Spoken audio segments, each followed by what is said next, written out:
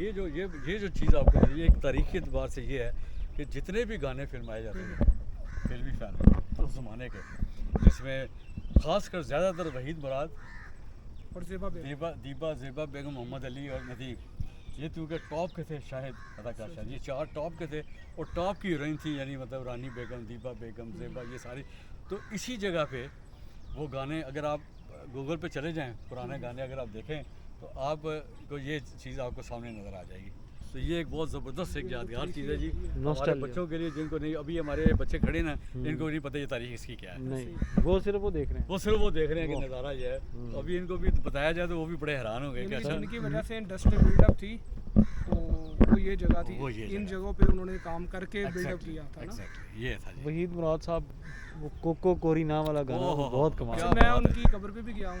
अच्छा, और एक मैं वाकया आपको बताता हूँ कि मैं बल्कि 2-3 बार गया हूँ, और उनकी कब्र ऐसे है कि ऐसे जैसे कल किसी को यहाँ पर ना लाया गया हो और दफनाया गया हो, तो उसी तरह वो रोशन, मतलब कि रौनक रहती है ना, ऊपर कोई फूल पड़े हों, लाइट्स लगी हों, लगता है हमारे वो हीरो थे, इसमें कोई शक ठीक है।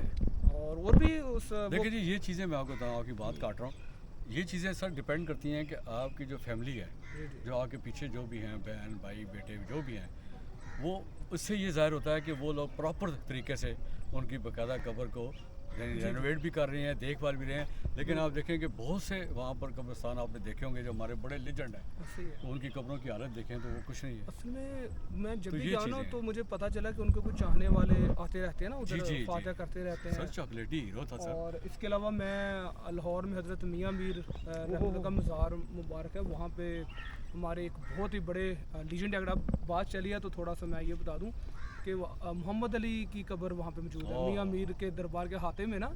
ऐसे ही तो ऐसे ही एक बात मैं उसमें इजाफा करूंगा, मैं सर वो मैं कट जाए के बाद देखिए, देखने को उनकी जो ज़िंदगी थी वो दुनियावी टाइप थी ना, यही बात, लेकिन उनकी जो कब्र है वो हज़रत मियाँ मीर के अहाते में है, वली के साथ। हाँ, वली के साथ। और दूसरा एक थे अली एजाज, वो थे मज़ाहिया फनकार ना, बहुत बड़े एक्टर थे ना वो, और उनकी कब्र देखें तो आपको पता है, लेकिन दोस्तों को नहीं पता, वहाँ पे एक स्टॉप है हंजरवाल जी, वो हंजरवाल का जो मज़ार है ना, उनके हाथ में उनकी कब्र है, और वो गलाली सोहरवर्दी थे।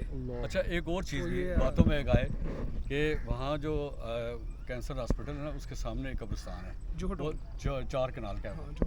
तो मुझे वहाँ ये पता लगा कि ये जो कब्रिस्तान है ना, ये जो ज़मीन है 4 कनाल की, ये रंगीला साहब ने कब्रिस्तान के लिए दी। और मज़े की बात देखें कि मैंने उनसे पूछा, मैंने कहा जी तो रंगीला साहब की किधर है कब्र? उन्होंने कहा जी आए मेरे साथ, तो उसी जगह पे रंगीला साहब की कब्र, मुजफ्फर वारसी, क्या नाज खा जी दुनिया के, क्या बात है। कोई तो है जो निज़ाम है, बाकी हम इनके काम ये है जी, डिफेंड तो नहीं कर रहे क्योंकि ये इनका और अल्लाह का मामला है जी, यही एग्जैक्टली यही कहना चाह रहा था, जो फैक्ट वो बता रहे हैं हम, राय कायम नहीं करते लोगों के बारे में, ये उनके और अल्लाह का मामला होता है, वैसे भी वो दुनिया से जा चुके हैं। एग्जैक्टली, लेकिन ये है कि वो एक तारीख का हिस्सा है और उनको हम भूल नहीं सकते। आज अगर मैं मरूं या ये मरे, हमें कहीं अच्छी जगह मिल सकती है अब, लेकिन बज़ाहिर उनका काम हम समझते हैं बहुत, और है भी, लेकिन अल्लाह ने उनको देखे ना, अब देखें आप, मतलब मैडम नूर जस्ट आइसफील्ड अब हमारे कितनी बड़ी बात है जी, डोंट पास एनी, तो वही है, बिल्कुल ये अल्लाह के काम है, आपने बिल्कुल सही कहा है।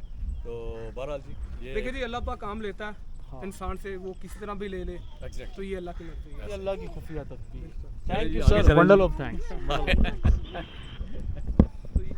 जगह जरूर दिखाइएगा, मैं दिखा दूं आपको, नीचे लेके जाते हैं इधर से, शायद रास्ता है, ये उधर से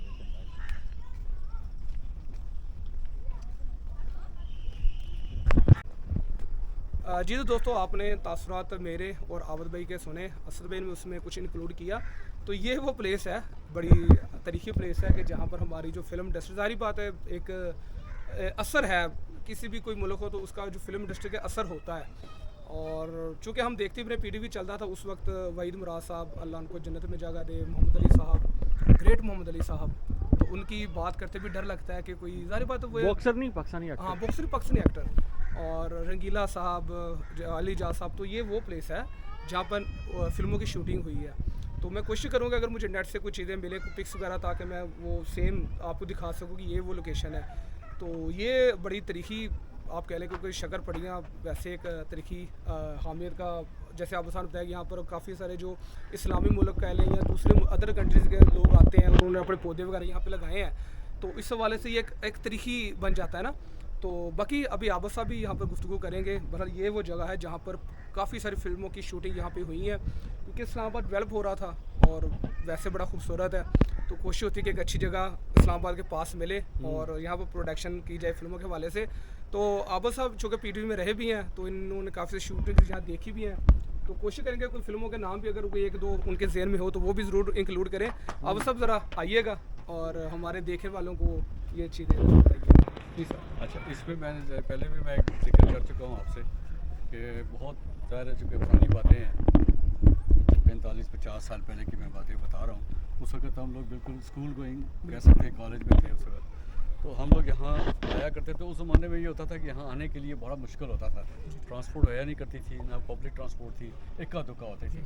तो यहाँ आना एक बड़ा, उस वक्त जब जो हमारे कोई दोस्तों के पास मोटरसाइकिल उस ज़माने में होते थे, इक्का दुक्का लोगों के पास होते थे, तो उनसे हम मिल के जैसे दोस्त यार यहाँ आया करते थे।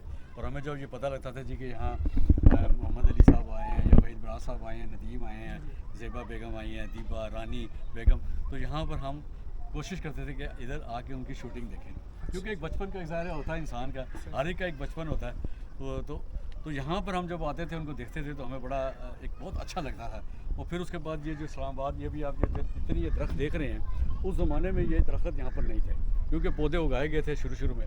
तो ये सारा जो पीछे रोड लगी थी सारी, ये पूरी रोड यहाँ पर नज़र आती थी और यहाँ से हम देखा करते थे। उस ज़माने में अगर यूट्यूब होता तो आज पता नहीं हम लाखों में। क्या बात है। यानी कि आप सब ये वो जगह है, यानी कि ये वो आप कह लें कि जगह है कि जहाँ पर जो हमारे लीजेंड जो अदाकार थे जी, उनके आप हाथ भी लगे होंगे, एग्जैक्टली बैठे भी होंगे यहाँ पे बहुत ज़्यादा। अभी आपको नीचे हम लेके जाते हैं ताकि आपको इस बारादरी का आप दिखाएं कि कहाँ पर वो किधर किस स्टेप पे वो शूटिंग किया। मुश्किल है नीचे वो बहुत सारे नदीम और ज़ेबाएं आई। जी बिल्कुल, बहुत ज़्यादा जी, माशाल्लाह। मेरे ख्याल ये हाँ नीचे चलते हैं जी ये तो चले वो रास्ता है। ये जरूर बताइए नदीम साहब, ये एरिया कौन सा है?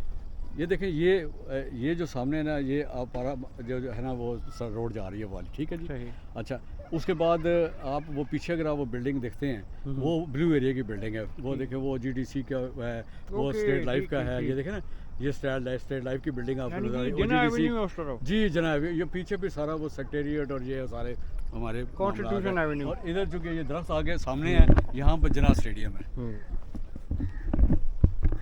दिखाना मकसद ये थी जी आज की हमारी video, another spot that we visited today in Islamabad. मैं ख़ुद बहुत अरसे बाद यहाँ पे आया हूँ, thanks to Abid sahab who brang us here, youngest. Sir बहुत शुक्रिया, सर बहुत शुक्रिया, आप हमें यहाँ लाए, हमें तो पता ही नहीं था बिल्कुल। मैंने कहा ये ज़रा बेहतर है ना, क्योंकि थोड़ा वक्त भी और फिर बिल्कुल जामे किस्म का जामे। So make sure to subscribe, क्या नाम है यार, rail junction PK travel with Abid, Lahori express. बगैर नाम, जिस तरह की ये बोलता नहीं है ना सेहत है इसका नाम, मतलब बगैर नाम के इसका चैनल करना है आपने, लाहौरी एक्सप्रेस और सफ़रनामे पाकिस्तान। पाकिस्तान हमेशा जिंदाबाद, हमेशा जिंदाबाद। बिल्कुल जी, ये रहने के लिए बना है, बिल्कुल हमने हम चले जाएंगे, हमने नहीं मुल्क रहने के लिए बना है। हम हैं इस पल यहाँ, जाने हो कल कहाँ, हम रहे ना रहे। जैसे हमारे अब्बा अजदाद की कब्रें इधर हैं जी, हमारी भी इधर होंगे इंशाल्लाह। बच्चे इंशाल्लाह जब जवान होंगे इंशाल्लाह, तो इसी पाकिस्तान की तरक्की के लिए इंशाल्लाह आगे निकलेंगे इंशाल्लाह। और प्यार तो हमेशा रहेगा इंशाल्लाह। Sir thank you very much.